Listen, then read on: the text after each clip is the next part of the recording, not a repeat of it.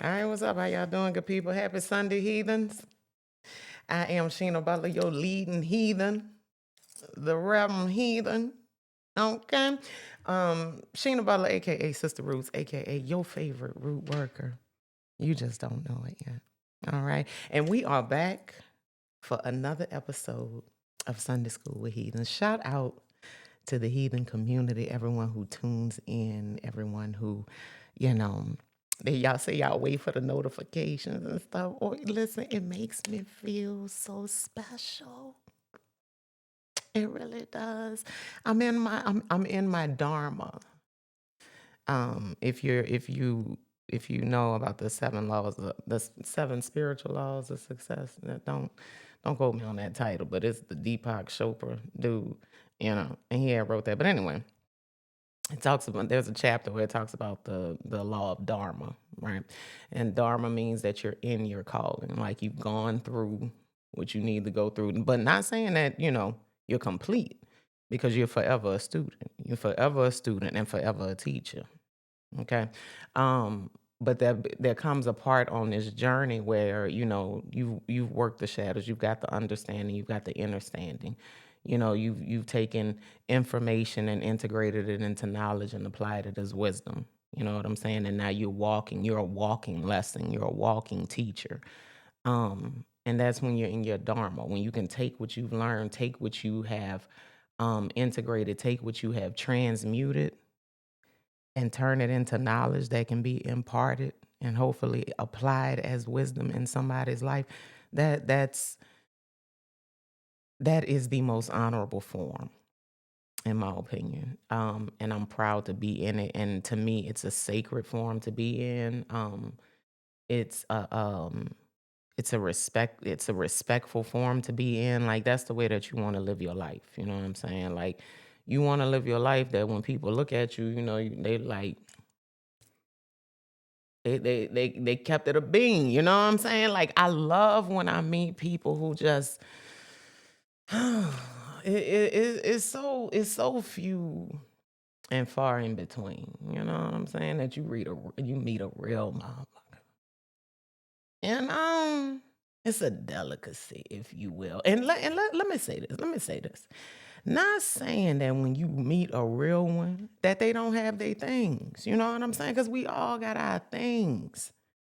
But at the core, that's why I think the realest saying ever was real recognize real. Like, it is what it is. Like, it can't be explained. It ain't on you, it's in you. When you walk in a room, they know they see it. You see it. Shout out to Tony Baker. But listen, I love y'all, okay? So we are back for another episode of Sunday School for Heathens, right? And today, we don't have any church announcements. Again, I appreciate y'all, everybody who's sending your tithes, offerings, your sacrificial givings, to forward the ministry. I appreciate you. May it be abundantly returned to you. Every piece of energy that you invest into this, into yourself, may it be abundantly returned to you in forms that you don't even know you need it. See, sometimes whenever we sow seeds, oh baby, listen, I'm finna sound like a stinking ass pastor. Wait a minute. No, listen, I swear to God, that's not where this is going, y'all. That's not, oh baby. You see how they used to be playing with the button.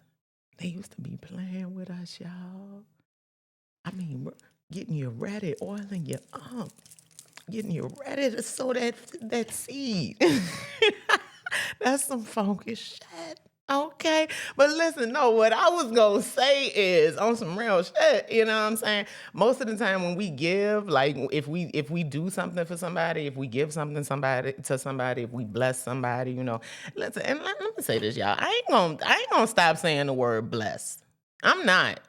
Like, I just don't feel like there's nothing wrong with that word. People like, don't say bless because that's be less. And listen, y'all, listen. Okay, that ain't what resonated in my spirit. In my spirit, blessed means you're pouring forth something.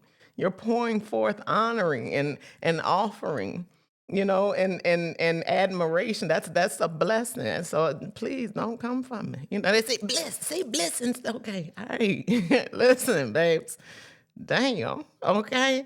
Um, but sometimes when you bless people, you only think about getting it back in the form of financial currency. You know what I'm saying? And listen, when I tell you that, man, I done been on this rock. I done been on this rock long enough to come to understand that, man, money, that shit, like I'm talking that almighty dollar. Y'all need to listen to that song. See, we done lost sight. We dancing. We dancing. We grooving. Because listen, that is one of the coldest songs the intro to For the Love of Money. I'm talking the original, the OJs. That might not even be the original. It would have been somebody before the OJs. But I'm talking about the one we know that. Listen. I want you to just let it play. I want you to let it play. You hear me? I want you to just feel that it's anointing. It's anointing on that track. You hear me? It's oil. All right? But listen, I'm telling you, I have learned that, man, money is the lowest form of finance, of currency, of energy. Like, man, listen, the way that you can be returned to you. I love it. You hear me? That's why I'm telling you, every time I leave my house, I try and leave some good energy somewhere. Because you never know when you gonna need that shit. Like, you never know I remember when I first got divorced, and then when I first split from my second husband, then we're gonna get into the lesson. And I'm telling you, that bastard was, listen, I'm fighting for my life. I'm fighting for my house. You know what I'm saying? Like, I'm having to go to court for the restraining orders and all. Like, man, I'm frustrated, bro. I'm trying to float this shit. You hear me? I'm worrying about my children. I'm worrying about my money because I ain't working. You know what I'm saying? Like, a bitch was stressed. Okay? And I went to Sam's, right? Now, this whole time I had been on this nigga Sam's card, right? So I had got off of his Sam's card, and then he kicked me off of that, baby. As soon as that bitch left my house, I'm telling that baby, he got me off everything. Do you hear me? I'm still trying to be gracious and all that. He immediately, like, when I tell you niggas be playing, okay, but we ain't talking about that today, okay? But listen, so I was using my mama card, right?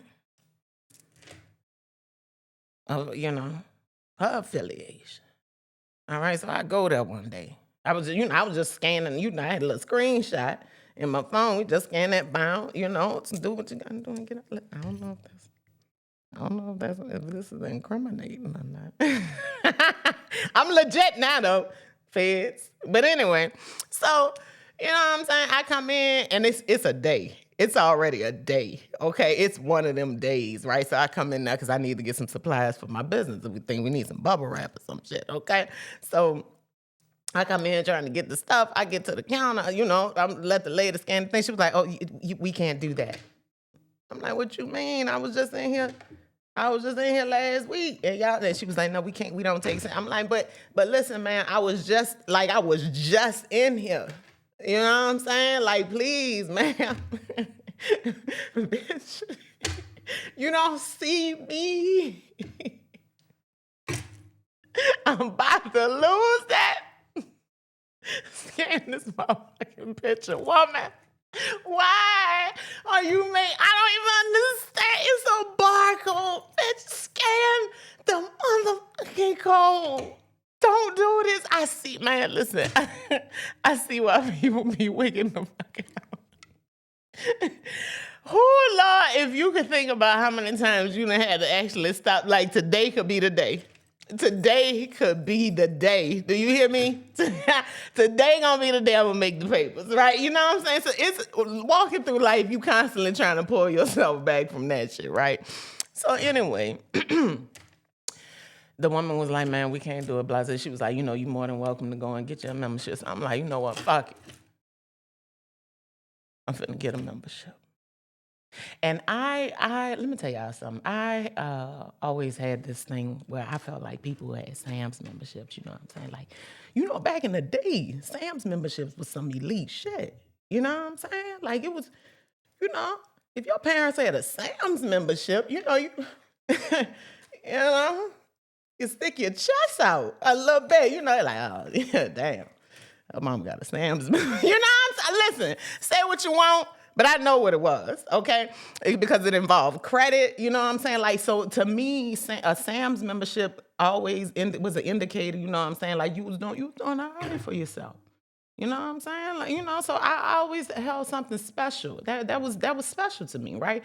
I never had a Sam's membership, and I was scared to get one because I was scared of credit and all of that. You know what I'm saying? Like man, listen, the way that we don't teach our babies about financial literacy and shit like that, man, it took me so long to learn about basic fucking financial concepts, but anyway, I march over to customer service. And I sign up and I'm expecting them to tell me no, like because of my credit, not even realizing that this whole time all this shit been going on. I've been building my credit. Like, it's little things I'm trying to do, you know what I'm saying? But but I'm still not expecting, because I had to file bankruptcy at 24 from my first husband. You know what I'm saying? Now I'm in this situation with my house and shit with a second husband. Like, man, I'm distraught. Okay. So, I'm expecting this process to be difficult. I'm thinking they're gonna turn me down because of my credit. You know what I'm saying? Like I'm counting dollars in my head. Like, can I really afford this membership? Like, man, whoo, baby, if I ever see that, stay focused, Shayna. Okay. So anyway, before I know it, the process is going. It's going, y'all. She's signing me up. It's a black woman, badass black woman. You hear me? She's signing me up. And it's like, I'm so stressed, I'm not even paying attention to how easy the process going. And before I knew it, she was like, there you go. She was like, here you go. She was like, welcome to Sam's. And I said, damn. I said, I finally got a Sam's membership. I said, I never thought I'd do this shit.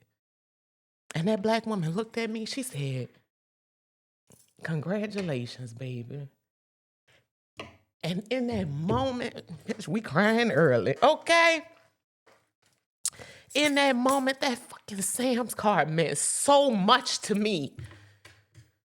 Cause like, damn it, bitch, Keek, I know this shit hard right now. I know you are frustrated. I know you, I know you wanna kill a nigga right now. And you can't do nothing. Like, I ain't never felt so powerless in my life, bruh. Whoo, I'm sorry, y'all. I guess I'm purging this morning. But anyway, listen. I'm just telling you that there's a blessing in the Sam's card, all right? It was what I needed to keep going. I walked out of that Sam's with my chest. I walked out feeling a little better about myself. All right? So I don't know who that was for. But damn it, take the blessing in the Sam's card. All right. Whoo!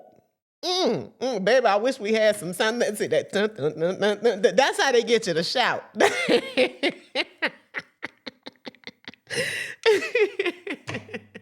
I love it. Whoo, listen. I ain't mean to come in hot like that. All right, but we 14 minutes in. That's not. We gonna go and do this. Listen, today we gonna talk about Exodus. All right. Whoo, y'all, give me a second. Let me put my stuff together. Hold on one second. All right, church, I'm sorry. All right, that heathen spirit got high up in here, okay? Whew, took over for a minute. Remember, if you ever get too up there, we got blunts in the sanction, in the fellowship hall. Okay, stop, take your little smoke break. We got a little liquor. Okay. Should get you a shot of 1800. With a communion crack, okay? All right, back to the heathen word. All right, so listen, today we are going to talk about the story of Exodus. Moses and the burning bush. and how the traditional interpretation, because this is what we're doing. We're taking the Bible stories, okay? We're taking the Bible stories. We're taking them out of traditionals. We're going to talk about the traditional interpretation, and then we're going to talk about the metaphysical / esoteric interpretation, okay? So the book of Exodus, we know it is a story where the Israelites are coming out of Egypt. They are led out of Egypt by the good brother Moses. Okay? Now listen. Listen, y'all know that now some of this stuff that I ain't trying to set off the Hebrew Israelites. Okay? Don't bring y'all asses over in my comment section yelling. That's not what I'm here for. Okay? I'm just talking about what the books say. That's what the books say. Okay? I'm not invested in it. Okay? So I don't want to argue with you. So don't come over here with that shit. Okay? You heard what I said. All right, now listen. If we talk about the book of Exodus, it tells the story of Israel's deliverance from slavery in Egypt under the leadership of Moses, okay? It is one of the foundational narratives of the Bible and serves as a central story of redemption in Judaism and a major theological framework in Christianity. We all know, listen, they didn't use the Promised Land, the wilderness, the Red Sea. Y'all watch it every year on TV. The 10 Commandments with Yul Brynner. He was a nice little piece of meat. Okay, I remember Auntie Shirley introduced me to him. Listen, fly high, Shirley. All right, traditionally, Exodus recounts God's intervention in human history to rescue his people. We talking about Yahweh. Okay, the Israelite war God, the Hebrew war God. Okay, so this is a story about him coming to get his folks, his peoples, his Cherons. Okay, metaphysically, this can be understood as the soul's journey from limitation and unconsciousness towards spiritual freedom and higher consciousness. So we're going to show how the exodus of the Israelites out of Egypt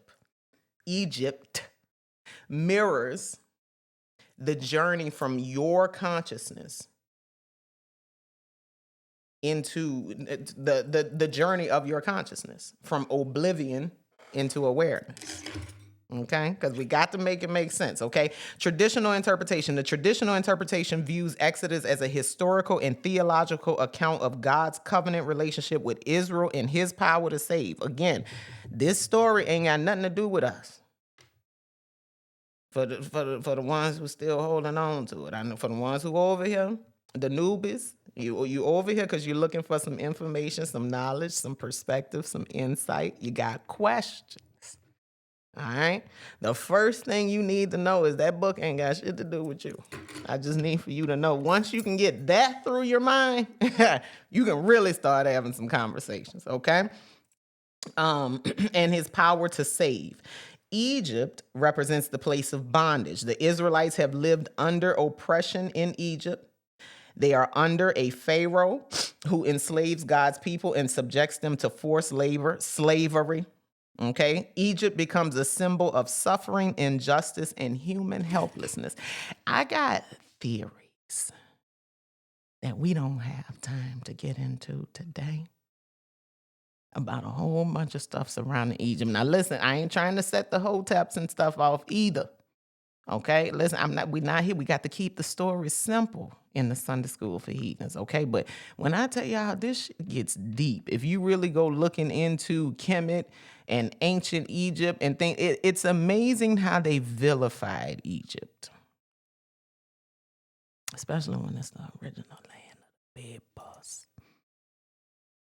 But we'll talk about that another day. Okay, traditional meaning: Egypt represents physical slavery, political oppression, human suffering, separation from God's intended freedom. I want you to keep that in mind. Separation from God's intended freedom. God', meaning he who possessed it. It was his intention for what freedom looked like for them. Put a pin there. Hold on to it. Okay? The Israelites cannot free themselves. Deliverance must come from God. It must come from the outside. Pay attention to the subliminal messages that are being given to you.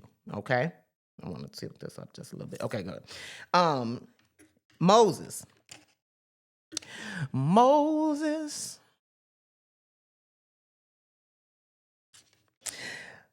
is God's chosen deliverer. Moses is preserved as an infant, raised in the Pharaoh's household, encounters God at the burning bush, and he was called to lead God out of Israel. Lead God's children out of Israel. Lead the Israelites out of slavery. I'm sorry, not out of Israel. Lead the Israelites out of slavery. Moses, it's important to know that Moses, he looked, he dressed like an Egyptian. The way that he presented to the world, he presented as an Egyptian. This thing gonna preach. I want y'all to know it, okay? He presented as an Egyptian to the world, but in his heart, in his bones, in his loins. Okay, I'm not going to stupid. Moses was an Israelite, okay? Moses served as a prophet, a leader, an intercessor. Now, what is an intercessor? It's a go-between, okay? That's why they say the Holy Spirit intercedes. God left when Jesus ascended, the Holy Spirit was left as an intercessor. You still needed another middleman. We still can't get to the king. We had Jesus, but they murked him and he gone. So now we got to go. Now we need another middleman, and it's the Holy Spirit. He who intercedes on your which intercedes on your behalf with God the Father, who makes your concerns known. Because, again, you can't talk to the man. You can't talk to the man, okay? An instrument of God's redemption. It's being used by God. A holy instrument, okay? God works through Moses to accomplish his purposes. Because, again, God could do, he could do a lot. But he prefers a go-between method. Okay? He always likes to have representatives. Can't talk to the man. Okay? The burning bush. Moses encounters a bush that burns without becoming consumed. Baby, now you see why them churches, and now I can clearly see how them churches were able to take this one little passage and stretch this thing, piece this thing out, take little chunks of this and constantly spin it and constantly play with people's heads and minds and emotions. Constantly. Okay, the text is right here. Okay. He encounters a bush that burns without being consumed, and in that process, God reveals his name. God says, I am that I am. Watch that, hold that, put a pin in it. Traditional meaning: the burning bush demonstrates God's holiness, God's eternal nature, God's presence, God's call to service.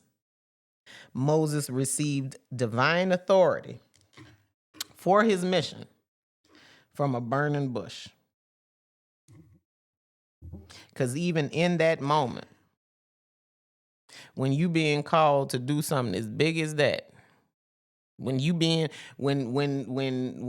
Lord is beseeching you, ordering you, commanding you to go do something big, even then you can't talk to him. You gotta talk to him through a bush. You can't see him face to face, because the glory is too great to be beheld. So the bush says it. Now, there is strong evidence to support that this could have been a hallucination. It's easy.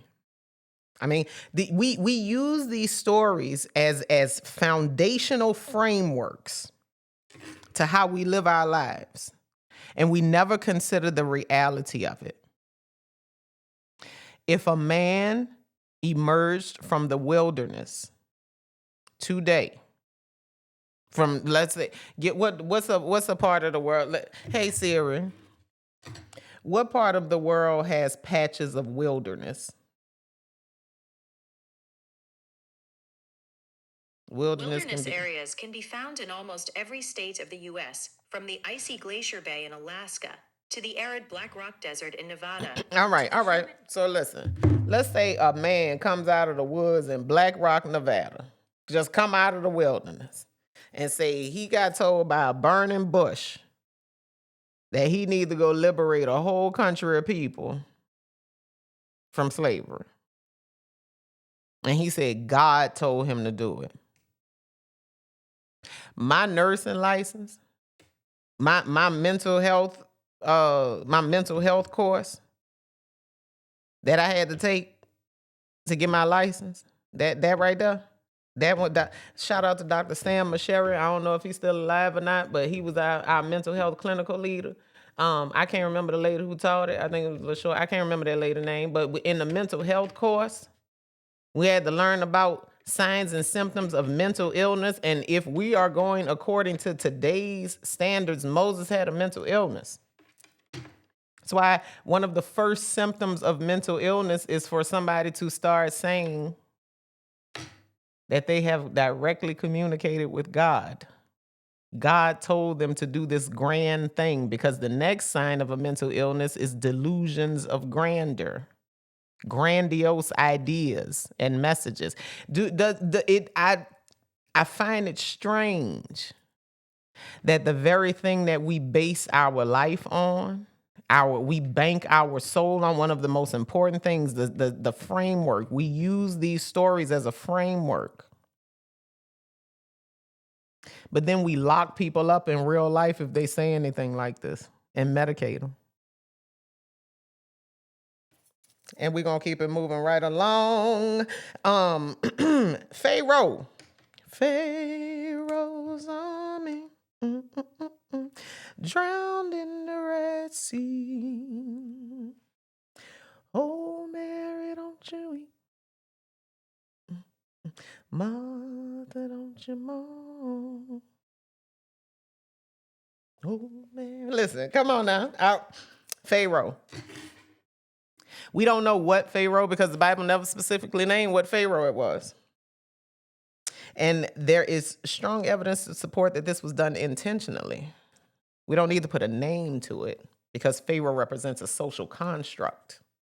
Pharaoh represents an ideology. Pharaoh represents a mindset, a system, a strategy. Okay?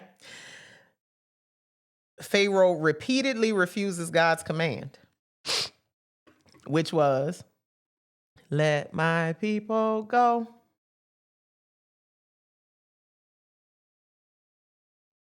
His heart becomes hardened. Now, well, listen, they love to put it, the pastors love right here, right up in here is where they could start talking about what happens when you harden your heart towards God. Okay, when you won't let the Lord in, when you hear the word, when God is giving you the word, but your heart is so hard that you can't hear. Your heart's so hard with pride. Your heart is so hard with fear. Your heart is so hard with grief. Your heart is so hard with anger. Your heart is so hard with jealousy. They work you. They work you over real good right there. But what they don't tell you is, goddamn it, God is the one who hardened Pharaoh's heart. I read it. I saw it. I noticed that when I was a kid. God messy. Yahweh messy in this Bible. We found that out early. That's why they say, think about the messiest girl, the messiest woman you know. It's a man, ain't it? Baby, if it ain't nothing like a messy man. A messy ass man. But I ain't gonna get started. But God real messy in this Bible. Okay? The Yahweh, he constantly in some shit, constantly stirring up some stuff. Stirring it just all in the mix. Bringing bones, taking bones, sowing seed. Whole time they say be weary of those who sow seeds of discord and strife. And the whole time it's God doing it. Okay? God hardened Pharaoh's heart in the book of Exodus at least 9 times. And then the story, the tone of the story shifts to say, well, after that, that's when Pharaoh was hardening his heart. So they try and spin it as if there's a mirror, like Pharaoh hardening his heart is only just confirmation. I mean, no, God hardening Pharaoh's heart is just confirmation that Pharaoh's heart was going to be hardened anyway. It's the mental gymnastics. It's the mental foreplay that you get that pisses me off. Okay? God used, they said that if studies, researchers think, scholars believe that God purposely hardened Pharaoh's heart as a means to display immense power and also strategy for war to lure the Egyptian army to the Red Sea so that he could drown them. It was a war strategy. Why? Because Yahweh is a war God.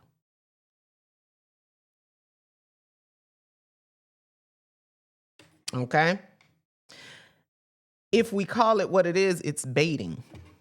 God baited the Pharaoh and the Egyptian army. It did. Come on, bring them, draw them into it's a war. We know what it is. We know what it is. But by then, the Pharaoh was so emotional because his son had died that he lost his strategy. Had he not been flooded with emotion, he never would have been baited into chasing the Egyptians into the sea. That's baby, listen, that's a whole nother lesson. That's a whole nother lesson, okay? Pharaoh represents rebellion against God, human pride, although God was the one who intervened. Abuse of power and resistance to divine authority. Bow down, Michael. I said, let my people go.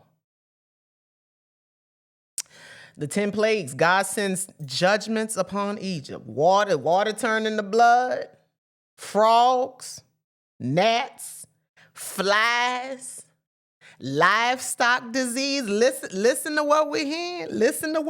Match what I'm saying and search it to local news headlines, to national news headlines. Pay attention to how stuff is being played with in your face. Boils, hail, locusts, darkness, death of the firstborn. Those were the 10 plagues. The plagues reveal God's supremacy over Egypt's gods.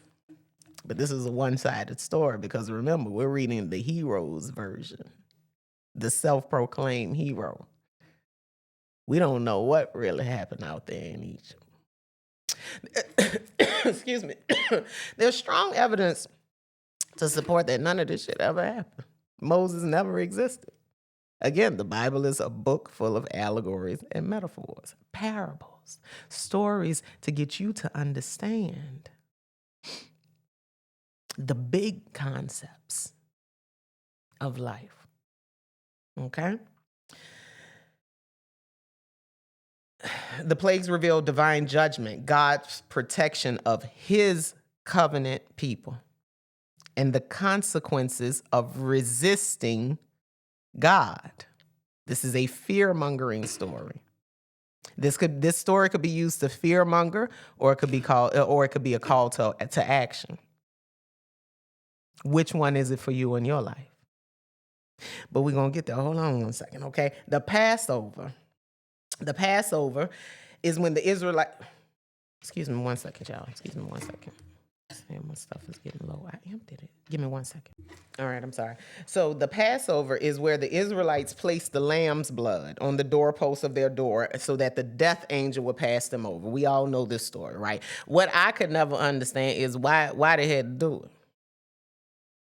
If God know everything, If God is giving out the game, if God is quarterbacking this shit, why were such indicators needed?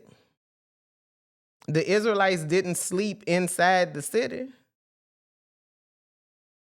You see what I'm saying? Like, if you was gonna wipe it, why did I don't understand. I don't understand. I know that the traditional interpretation loves to use that, as a line of demarcation. They love it. That's the best way, the blood, because then now the sermon gonna spin into a whole nother direction about how the blood works. The blood still works. It's gonna give a good little shouting session. You know what I'm saying? A good little pastor can hype you up. Right. Take it all the way up. We take it in the altar call. They're sensationalized, ready to get saved. Because now they're thinking about all the things that they've come out of. Like, this is the way that this shit works, y'all. It's a for real system. It's a game. It's a plan. It's an algorithm. Okay? So once they got you hyped up and you thinking about all the things that have passed over you, now you at the altar crying, snotting, you asking God to forgive you, you want a new start. You gonna try this shit again. Never mind how that nigga put you through the mattress last night. That's one of the reasons why you up there hollering like that. You feel guilty. You feel nasty because you know what you was in there doing. You was in there doing. You was hollering last night, but it ain't had nothing to do with the blood still working.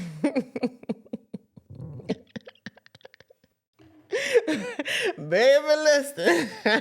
I remember my Saturday night. But see, mine wasn't on Saturday nights because I used to get my hair done on Saturdays, and I had to be, I was in the choir and all of that. So my hair couldn't be messed up, and I had long hair. My hair was down my back. Listen. And so, you know what I'm saying? Like, I did my shit on like Thursday nights or Friday night. Because I knew I was going to get my hair done. You know what I'm saying?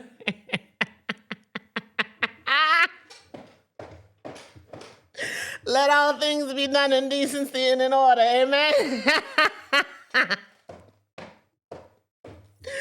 Baby, listen. Okay. But listen, that's how they work you up. Then they get you into the altar call, they get you to recommit your life to Christ, and then here come the offering. And you feeling open. You ready to sow that seed. You ready to negotiate. Okay, because I need some things, Lord. I've been out here being filthy. Clean me up.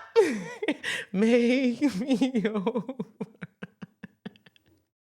Shout out to B Slade, formerly known as Tone, finally walking in his truth. I saw him performing at a club on TikTok. He was tearing that shit up with that wig on, baby. Go ahead. That's what I'm talking about. Be you. Okay. But so the blood is painted on the doorpost. The death passes over their homes, and Israel is spared judgment. Because God could have wiped your filthy ass. You wasn't worthy. You became slaves because you didn't listen. But He spared you. And here we go. Falling out, hooping and hollering. The Passover traditional interpretation means salvation, deliverance, covenant protection, redemption through sacrifice, because blood was shed, the blood of the Lamb, and this preps us for the sacrifice of Christ. The merkin, the miraculous, the most holy merkin. That's what I'm calling it. That is what Easter will be known as from this point out. I refer to it in the Christian standpoint, the most holy merkin. Because that's what it is, the crucifixion. Okay? For Christians, it foreshadows Christ as the sacrificial lamb. We talked about that. Okay? Crossing the Red Sea. Pharaoh pursues Israel. God parts the sea. Egypt crosses over safely on dry land. Because when they got to the other side, Moses said, look at your feet. And they looked and they realized it wasn't no mud nowhere. They didn't they didn't look like what they walked through. The feet was clean. You walked through a lot of shit on the other side, but you came out with your feet clean. Tell God, thank you. I could have did that shit if I wanted to. I could have. I feel like I could have gave old Juanita Bynum a run for her money. I don't want no smoke, Juanita. I don't want no smoke. Listen, I remember when Juanita came on the scene. I knew she used to beat ass. I don't care what nobody say. I know Juanita Bynum was whooping ass before she came out with no motion.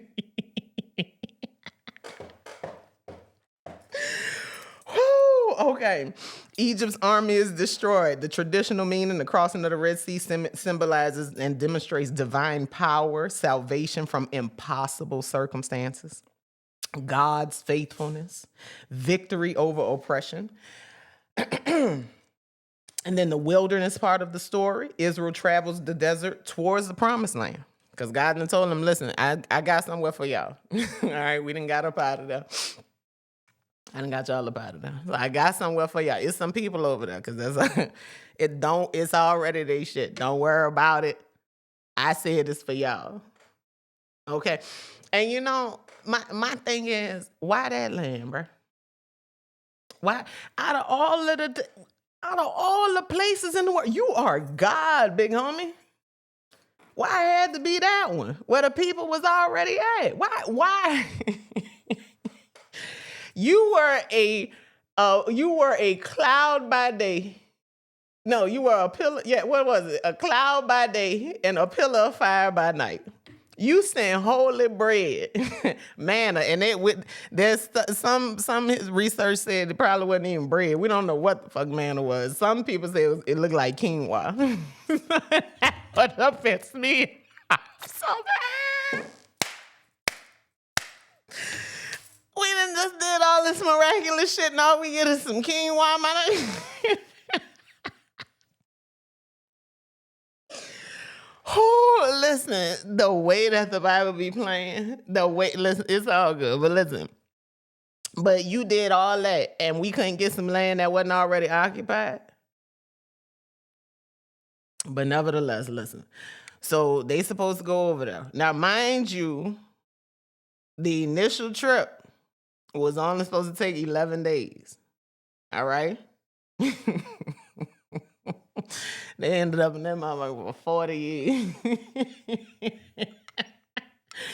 11 days in one direction. In one direction. And they ended up out there for 40 years. Israel travels through the desert towards the promised land. God provides manna, water, guidance, and protection. The traditional meaning is that the wilderness is a place of testing because who else got sent to the wilderness right after they got baptized? Jesus. He was sent to the wilderness to be tempted. Go back and read that. He was sent to the wilderness to be tempted. Okay? It's a place of testing. It's a place of dependence. It's a place of spiritual formation. It's preparation for covenant life. That's what the wilderness represents. You're getting ready to enter into the covenant with God. You are now his, and you will do what he says. And you will now enter a period of testing in your life where you will have to prove if you're his or not. That sounds sexy to y'all? Yes, baby.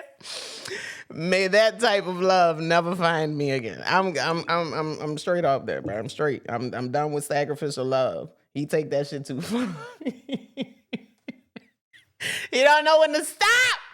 Damn it. He don't know when to stop. He don't know when to stop. And if you can keep running, if you can keep chasing him, you damn sure gonna keep chasing these ragged ass, man. Okay, that's all I'm women, that's all I'm saying. That's how they get you. That's how these patriarchal stories, they prime you. If you got to prove yourself to God, you damn sure gonna prove yourself to a man. All right? Mount Sinai, God gives the 10 Commandments, the law. Don't fuck no bitch that's fucking with your dog. That's long. That's what the apostle God is saying. All right. And covenant instructions. Traditional meaning, Mount Sinai symbolizes God's covenant with Israel, moral order, national identity. Here come the Brandon. Here come this one you finna put that shit on. Put his shit on. You finna start looking. You finna start looking like his. Here comes the conditioning. Here comes the indoctrination. Here comes the programming. Okay? Key theological themes from the book of Exodus: redemption, covenant, deliverance, divine faithfulness, obedience, transformation, God's power over evil. From the metaphysical standpoint, what does this look like? Okay. What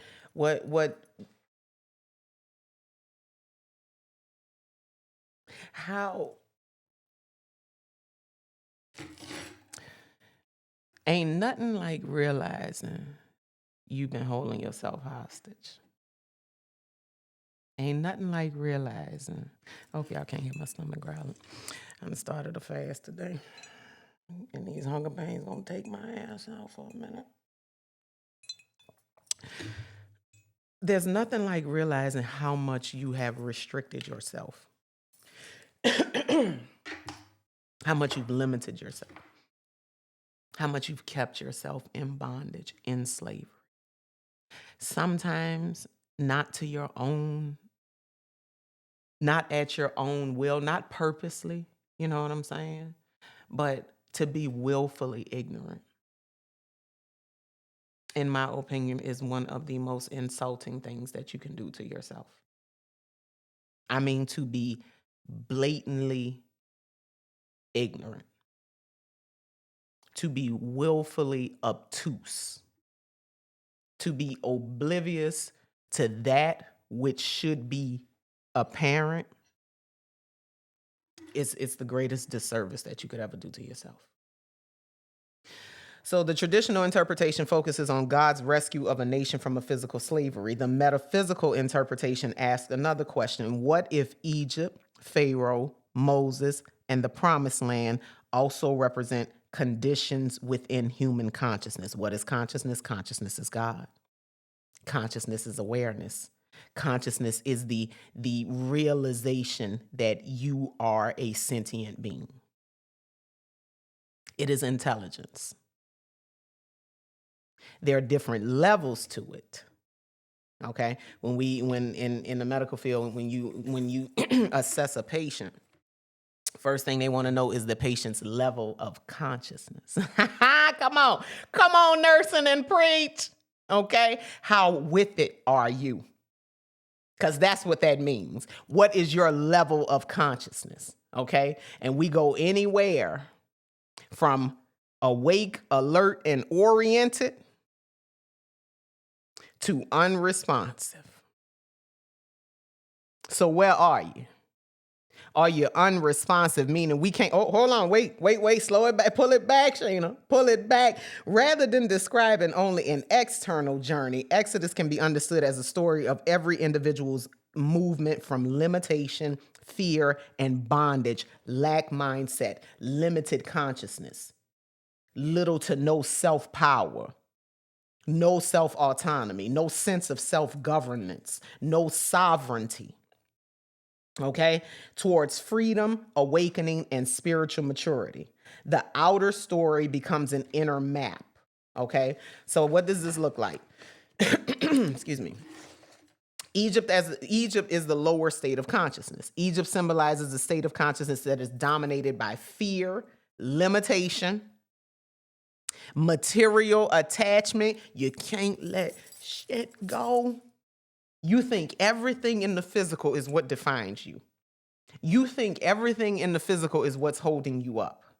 You think your bank account is holding you up. You think your degree is holding you up. You think your marriage is holding you up. You think your career is holding you up. You think your image is holding you up. And you are arrogant.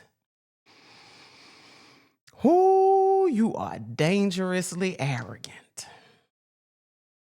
I always feel sorry for those that lead with the material. It gives me pause when you lead with accomplishment. It gives me great concern when all I can see is the trophies. Because what you hiding? And see, that's the dangers of social media. Now, I think we are transitioning. I ain't gonna say I know it. You can see it. You can see the patterns, okay? We are transitioning into a period of time where authenticity is currency. There will always be those who remain in the unconscious state of mind, the unconscious state of existence, and they will always focus on the material. They will always focus on the mundane, okay, on the mediocre. Because I'm sorry. To me, the greatest material possessions are but mere mediocrity if you are not spiritually evolved. If you are not conscious, if you are not in full self-control, none of that means anything. So I will never be impressed. Oh, I'm sorry. Okay. Confirmation. I will never be impressed by cars, by houses, by titles, by labels. I'll never be impressed by that with somebody. That's why I don't do well with celebrity culture. I can see too much. Always have been. You can't. It always bothered me that one of the most talented individuals to probably ever exist in this slice of existence of humanity, one of the most talented individuals, Michael Jackson, died trying to get a good night's sleep. That bothers me to my soul. Anna Nicole, for the huge being that she was, for the huge light that she was. And listen, and that's no judgment. I know what was portrayed on TV, but I love to go behind the scenes on people to see the humanity of people. That's why I watch shows like Intervention and all of that, because shows like that show you the humanity of people. Okay, soft white underbelly. That's why that the title of that show is amazing. Whoever came up with that shit, the soft white underbelly of society. Yeah. Okay, of life. So to me, it's with Anna Nicole, as big as she was, as much as she had accomplished, as all of that stardom, that woman was one of the saddest people that you will ever experience, especially after her son passed away. I remember I watched her doing an interview, and she was something in my eye. I watched her do an interview, and she had the mask on. She had the mask on, baby. She was smiling. She was showing the teeth. You know, she was presenting the way that the world expected her to. And then they mentioned her son, Danny. I will never forget that. They mentioned her son, and he had recently passed away, and that baby OD'd in the hospital room with her after she had just given birth to her daughter. He was on the little couch thing. They mentioned her son, and instantly, everything dropped.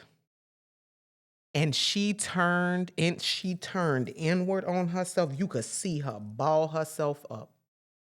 And she immediately started crying. I mean, the grief, she was grief manifested.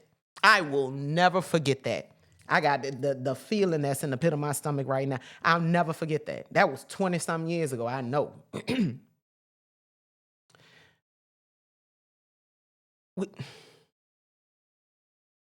It's important to know that again, Moses dressed like an Egyptian. Moses presented like an Egyptian. He had the mask up. But when it came time, when Moses had to flee Egypt because he killed that Egyptian soldier for beating that Israelite, nobody, listen, this wasn't some, This wasn't some Moses was having an identity crisis the way, shout out to the Prince of Egypt. We love that movie. The little cartoon movie, you know what I'm saying? But at the end of the day, the storyline, it was softened for the children. You know what I'm saying? But it was what it was. Like Moses knew he was an Israelite.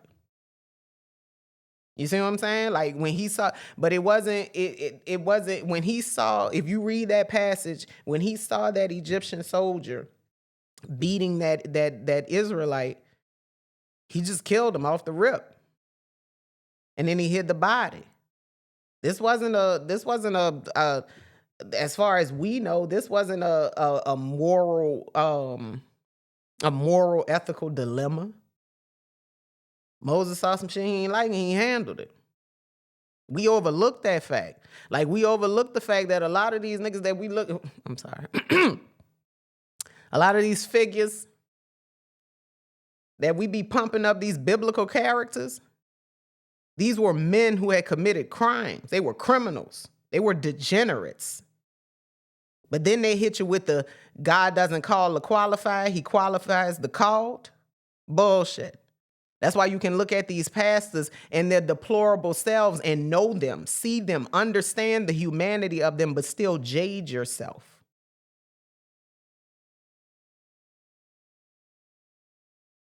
Okay? So Moses did what he did and he hid it.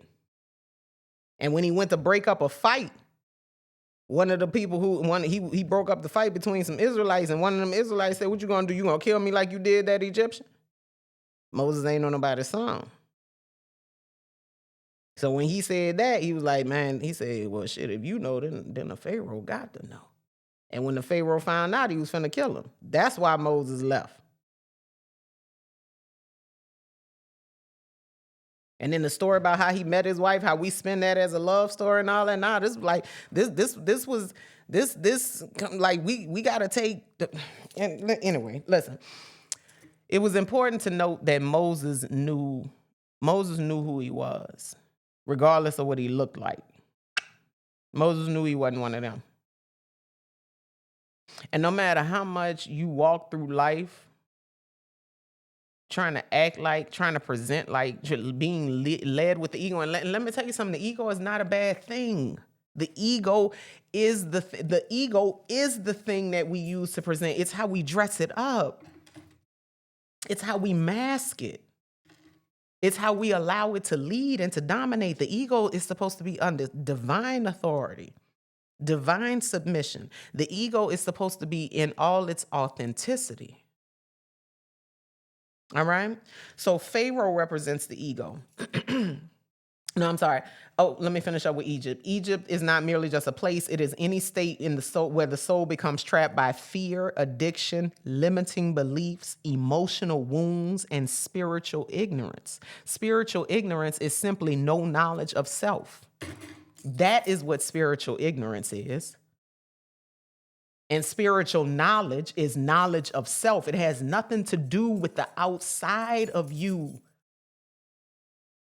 It's knowing you. You are the only thing that there is to know. Once you know you, you can navigate everything else. Your problem is you're trying to navigate from an external GPS.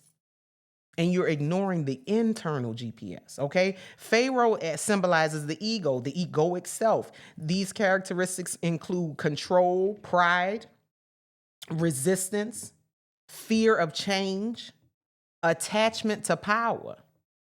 The ego fears liberation because freedom threatens its dominance. The ego likes to be in control because it is a protector. Listen to me. We can't frame the ego as something negative. It's not. The ego is necessary for the human experience. The ego is a direct the ego is directly affected by the human condition. But I also feel like the ego is manifested because of the human condition, because there is no ego in the spiritual. You see what I'm saying? In the spiritual, there's only self. And so self manages the ego. You see what I'm saying? We working from the outside in instead of the inside out. That's why there's so much calamity within self. Okay? The ego fears I already said that. The ego fears liberation because freedom threatens its dominance. Listen, let me tell you something. I ain't gonna do it. Yeah, I ain't gonna. Okay. Metaphysical meaning. Pharaoh is the inner voice that says, stay where you are. Because the ego is resistant to change. The ego is resistant to change because especially if there's no physical evidence. Okay? If there's no physical evidence of change, the ego will be like, oh, wait. What are you talking about? No, we're not gonna quit this job. And we got bills. Okay? That's a fear mindset that's being manifested in the ego. Listen to this responsibly. I'm not telling you to blow the fucking set. That's not what I'm telling you. What I'm telling you is don't let the ego will always fear change because the ego know that with change comes deconstruction. The ego knows that with change comes the collapsing of things. The change brings the tower, that tower moment in which the ego has to be deconstructed and reconstructed. We're constantly deconstructing and reconstructing the ego. Constantly. Even if it's minor tweaks, but it's constantly happening as we evolve through this physical experience. Okay? Don't change. You can't become more. The ego is afraid to be stretched. Remain comfortable. Remember that comfort zone is not your friend. If it's too comfortable, it ain't for you. There's no growth there. And listen to this responsibly. I'm not saying that you're not supposed to be comfortable. I'm not saying that you're not supposed to be comfortable. Wait, am I saying that right? I'm not saying that you're not supposed to be comfortable. Yeah, I'm not saying that you're not supposed to be comfortable. I'm not saying that life is supposed to be in a constant state of discomfort and stretching and no, I'm not saying that. What I'm saying is if you know on the inside that you're not comfortable, but on the outside you're comfortable, I'm saying that's not alignment. I'm saying that's not your friend. That's fear and that's the ego. I'm saying when the external says this makes sense, but the internal says I am dying here. Shout out to Jack Nicholson. Is it Jack Nicholson or Jack Nicholas? I always get that mixed up. I ain't even finna go into it, but one of my favorite movies is called As Good as It Gets. If you have not watched it, watch it. It's all on that movie. Okay? Cuba Gooding Jr., Helen Hunt, and Jack, and what's the other boy? What's the gay guy's name? He plays a gay guy. I can't call his name right off the rip, but it is one of my favorite movies. And I watch it over and over again to remind myself, to bring myself back. I am a person who watches movies over and over again. But listen, anyway, what I'm saying is don't be afraid to change. Okay? Don't be afraid to step out of that. If you know that you want more, if you know, you feel it, you feel like you just gonna bust at the seams if you don't get this thing out of you and you don't even know what it is that you got to get out of you, but you know it ain't here. No matter how hard you lie to yourself, you can't Lexapro that shit away. You can't do none of that. It's never going to let you rest. It's never going to let you rest, okay? The hardened heart represents rigid consciousness, refusing transformation. The unwillingness to change, the resistance to release. Remember, I told you, you're suffering in life. No matter what stage you are in life, your suffering is coming from, remember, suffering is a choice. Difficulty is inevitable, but suffering is a choice. Okay. So no matter what you're going through, you always have to be willing to release. Look at the areas in your life where the turmoil is the greatest right now. I promise you, it's because you're refusing to release the attachment that you have to it. You're refusing to release the illusion that you have surrounding it. You are refusing to release the understanding of it as you knew it. There is a new understanding of this now. You cannot, you had an understanding. That understanding is constantly changing. Your understanding is supposed to evolve, your understanding of things. So at one point in time, you had an understanding of something as this. Okay. Now there has been new information, new circumstances, a new set of circumstances, and this is no longer, now you have a new understanding of this situation, of this person, of yourself. So now that you have a new situation, you have a new understanding, you have to release the old understanding. You have to accept the humanity and the reality. You cannot allow yourself to be held hostage by your refusal to evolve, to release. Okay? Moses represents the higher self. Moses represents the awakening spiritual self. Okay? He symbolizes inner wisdom, divine guidance, intuition, spiritual leadership. Now, I'm going to say this. When we talk about spiritual leadership, listen to me. Listen to me. I am not a person that believes you have to be led. Okay? And again, this is when we get into the 85-10-5 rule. You know? 85% of the world is walking through life blind, deaf, dumb, and mute. Not seeing shit, not saying shit, not knowing shit, not understanding shit, not hearing shit. They just going through the motions. They ain't really hearing nothing that really matters. You know what I'm saying? Like we all know those people. We all know those people who don't have no real sense of anything. They just because you ask, like you really trying to pay attention, and it's always evidenced by the shit that they do in life. Because it makes no sense. To the conscious, to the aware, it makes no sense. Like you know people, like the shit that they do with their life, like ain't no way. Why would you do that? You see what I'm saying? Like those people, and we're not talking about children.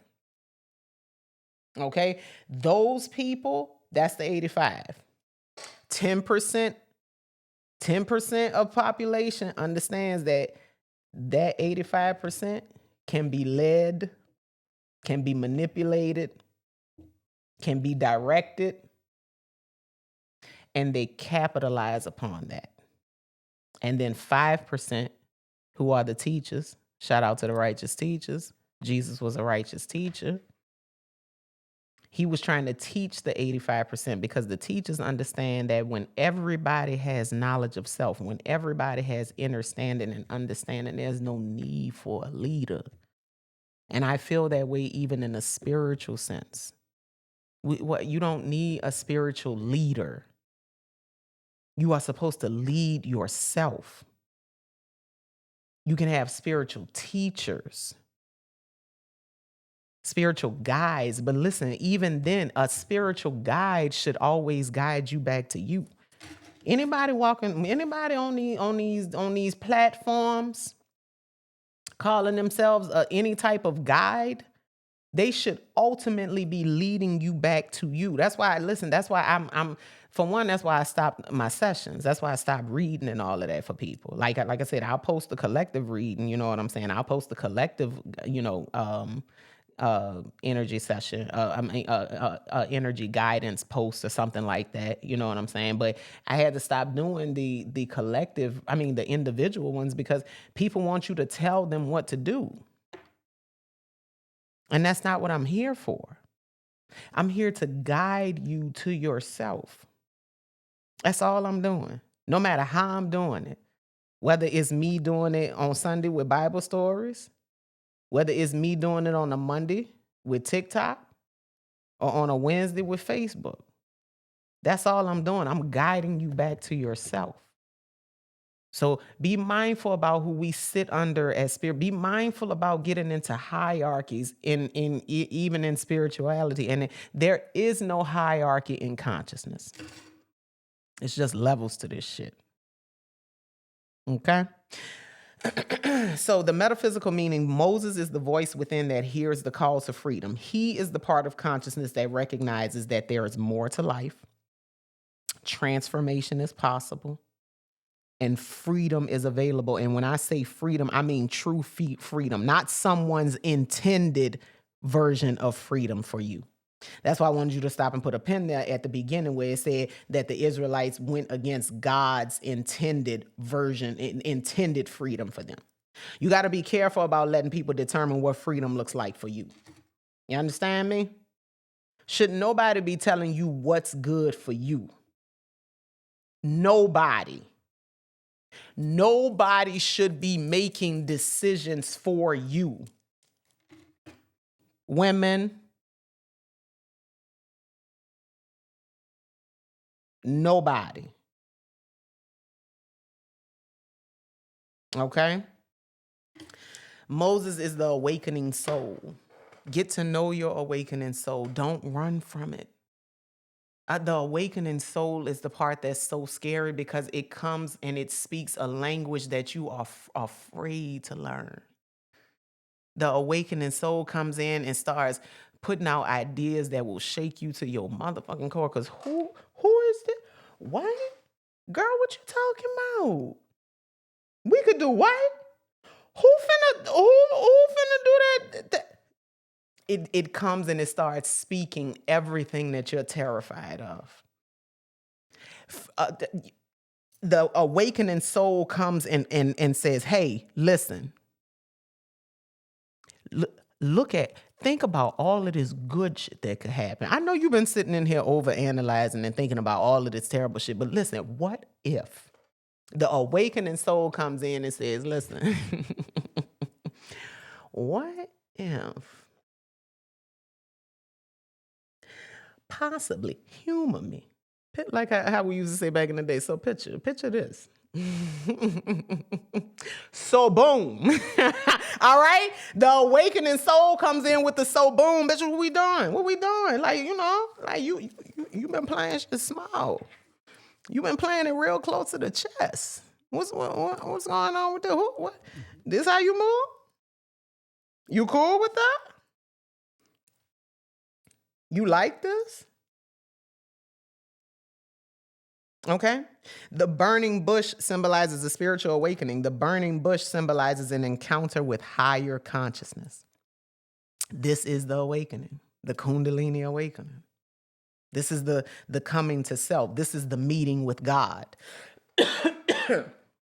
And when you understand that a meeting with God is a meeting with self, oh baby, everybody think that when they meet God, they finna meet something that they can't, they can't comprehend, they can't conceive. No, baby. When you meet God, it is at the exact moment where you are being faced with the biggest goddamn mirror of your life. Your entire life. It is your Akashic records in front. You are looking at your life in a 360 panorama. And look at all this shit you done. Are you happy?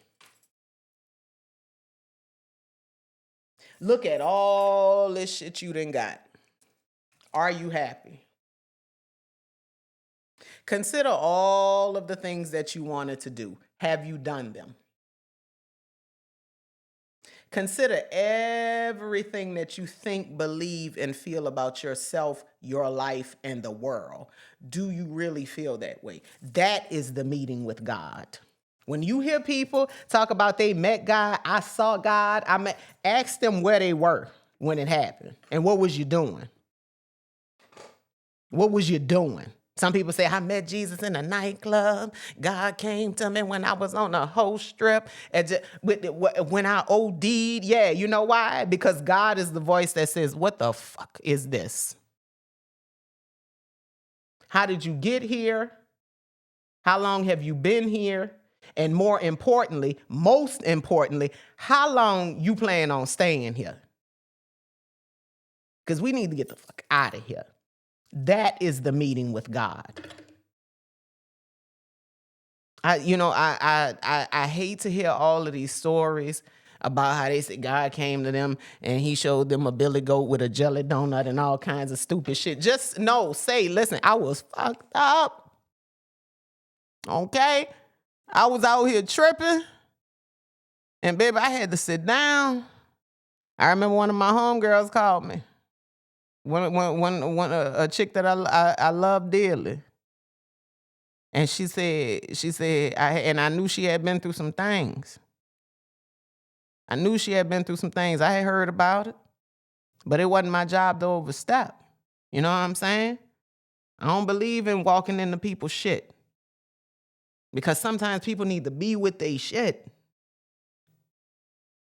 But when she called me, she said, listen, I had to go sit my ass down. I got my ass sat down. Yay.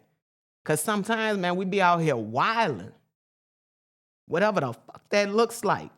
Wilding out here with money, wilding out here with life, wilding out here with men, wilding out here with children, wilding out here just not taking care of yourself, just to and fro, just torn, completely off center.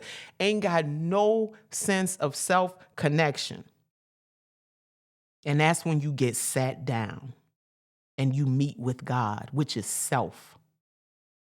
You get in that silence, you get in that stillness. One of my favorite readers today, she said, to me, God is stillness. God is the quiet. Because that's all that it is. Before you come in this motherfucker, you hear complete quiet. Before you leave this motherfucker, you hear complete quiet. For a split second. Think about when you sleep. Can you hear anything? If you truly sleep? I'm the type of person who now I can pay attention to my hearing is the first thing that comes back when I'm waking up. Think about that. Why is the hearing the first thing? And I know I can feel when my hearing is going away when I'm falling asleep. It's the silence. You're going into the silence. The burning bush represents, it symbolizes an encounter with higher consciousness. Fire represents illumination, revelation, divine presence, spiritual awakening, purification. Things are burned away in the fire. That's one of the things that they love to point out in the Christian church when they tell this story that the bush was burning, but it was not consumed, which is absolutely, absolutely important. It's absolutely important. This part of the story is important because the bush burned, but not being consumed, becomes divine truth that transforms without destroying. But see, this is the thing. My problem was they always they always put the emphasis on the bush. Now that how do we go instead of when I say they put the emphasis on the bush, I'm talking about the physical bush not being consumed. But the problem is you are not the bush, you are the fire. That's what you got to understand, baby. It's not the bush you're not the bush that's not being consumed. You are the fire that could consume it. You are the all. You understand me? That's why when Moses said, who should I tell him sent me? And it said, I am that I am. I am. Tell them I am. Be careful. Reserve your I ams. When you say I am, the I am is who you are. It is your God self. I am. So be careful with what you follow that up with. I am is your magic. It is what you declare. It is what you call forth. When you open your mouth to say I am, you are invoking the God body, the God energy, the creator. It is comparable to let there be. I am. So you got to be, what does that mean? You have to understand that I am is all there is. When he said, who should I tell him sent me? It's because you talking to yourself. You talking to the fire within. Who should I tell him sent me? I am. I am whatever it is that I need to be in this moment. That's who I am. I am an overcomer. I am a woman that can get through this. I am a brother that can see this through. I am a person that can show up and perform and honor me. I am. We done got too careless with our I ams. You getting careless with your magic. How you gonna be careless with the voice of God? It so clearly states, we walk around all the time talking about life and death is in the power of the tongue. Be careful. Don't put your mouth on me. Touch not mine anointed. And the whole time, you the person doing the touching.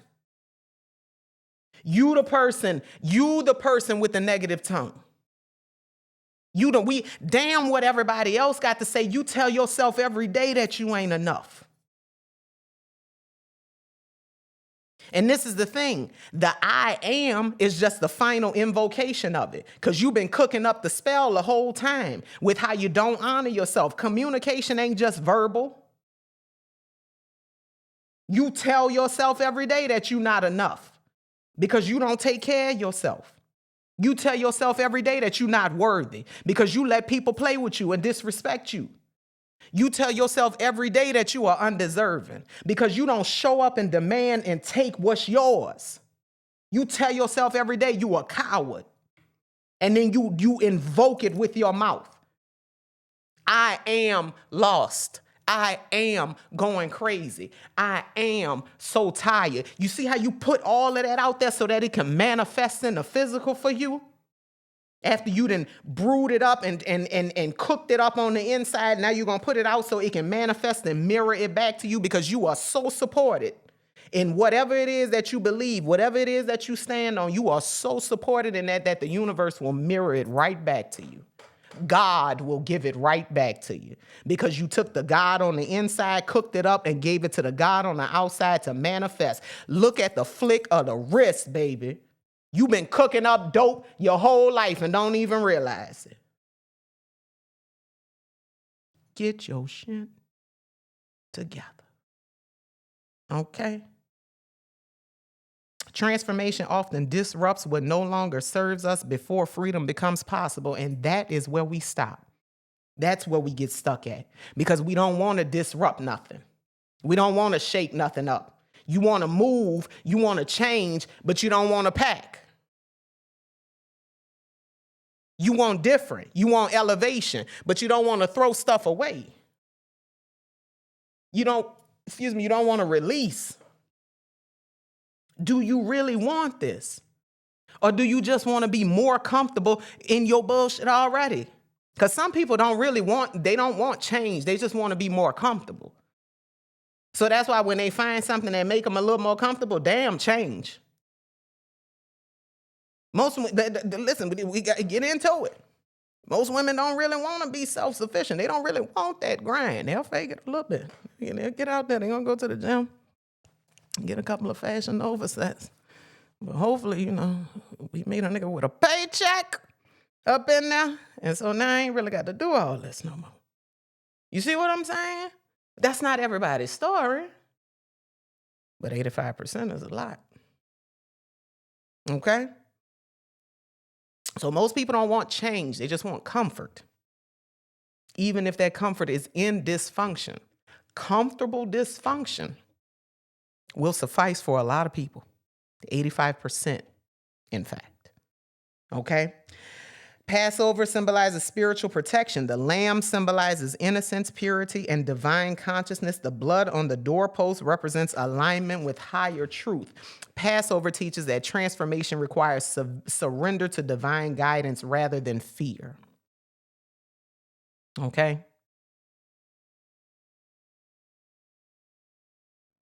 I'm trying to see.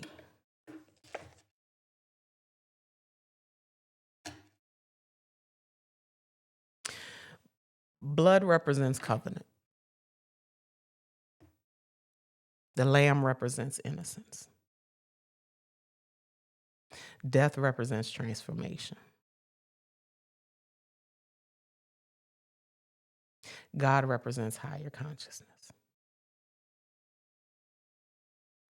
So the covenant that you made with higher consciousness allowed you to sacrifice the innocence of your ignorance and to be passed over.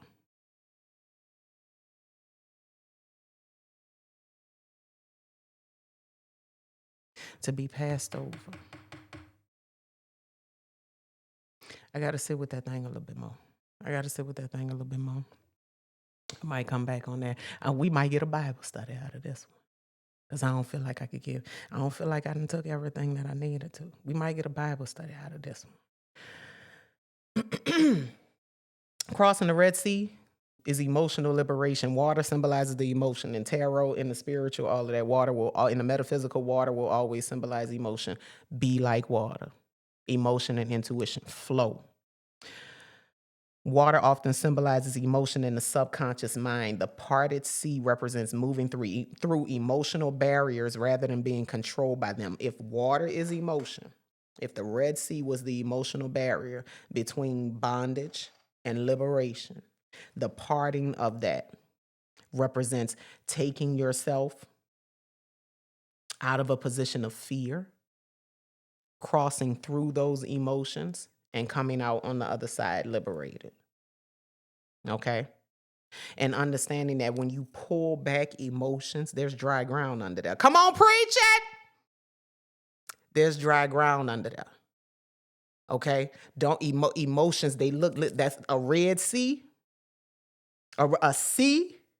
We done seen lakes, rivers. Some of us done been on the ocean. Shout out to the cruisers out here, the carnivals and the Royal Caribbeans and all of that. Listen, that ain't my ministry. I went on one. I ain't got to go on another one.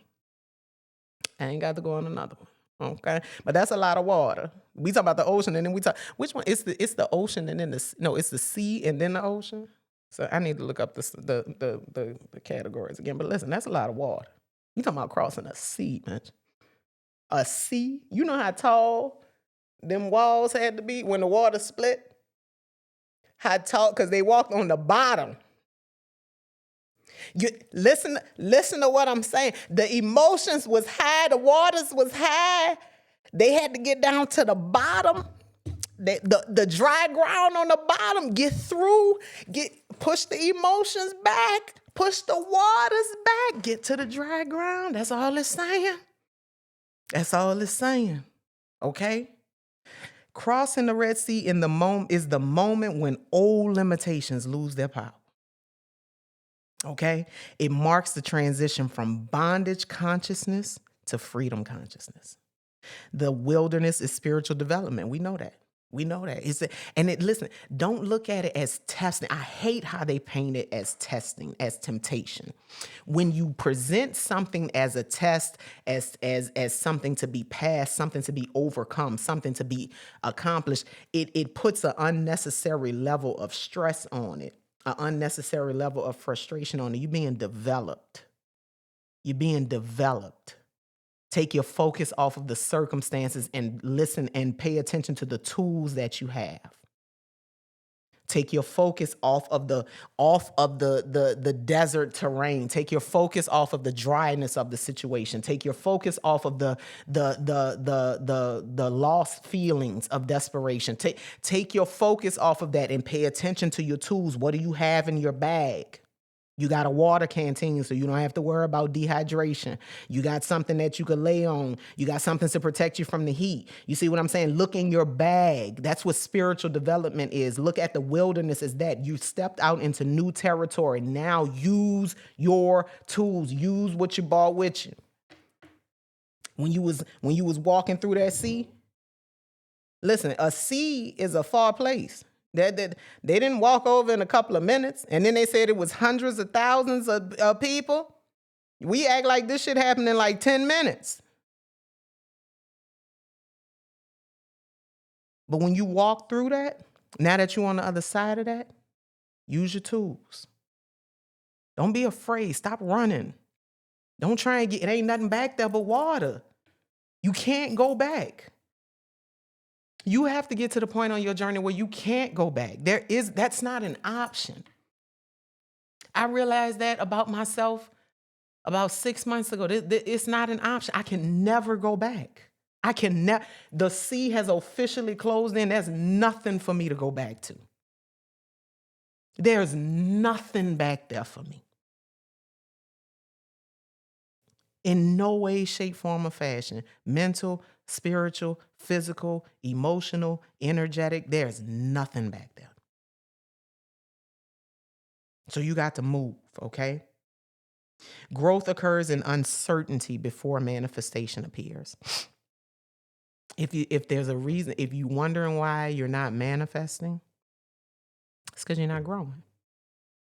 If there's nothing on the outside happening, there's nothing on the inside happening. As within, so without. As above, so below. Okay? The promised land is higher consciousness. The promised land symbolizes spiritual maturity and alignment. It represents abundance, harmony, purpose, divine partnership. The promised land is not merely a location, it is a state of consciousness where the soul lives in alignment with divine truth. No matter what is going on, no matter what situation you're in, no matter what the circumstances are, no matter what the variables are, no matter what do you feel? What do you say? What do you think? What do you hear? Don't pay attention to anything else. You have to do you. That's what this is about. That's what Exodus is about. That's what this journey is about. Coming out of bondage, coming out of unawareness, coming out of unconsciousness, journeying through the emotions associated with it, the turbulence, the waves of life, the ups and downs, the ebbs and flow. Water is power. It's a powerful interpretation. It's a powerful spirit symbol of so much in the metaphysical, the spiritual, the energetic. Even with the way that it holds memory. Water holds memory. So going through the memories. Going, come on now. Traveling through that on dry ground, though, because the dry ground means always keeping your feet. Always keeping your feet, keeping your center. But you can't do that if you don't know you. You can't do that if you don't listen to you. It don't matter who up there is telling you what to do. You still have to rely on what's in here. Okay? You can let somebody lead you right off a goddamn cliff. But they still had to pay attention to what they felt as they were traveling through that Red Sea. But my thing was, once you got over to the other side, once we figured out that once we had been in there, when this supposed to only be 11 days and we done been in this motherfucker 30, okay, we need to regroup. Nobody wanted to take a different route. Not one person.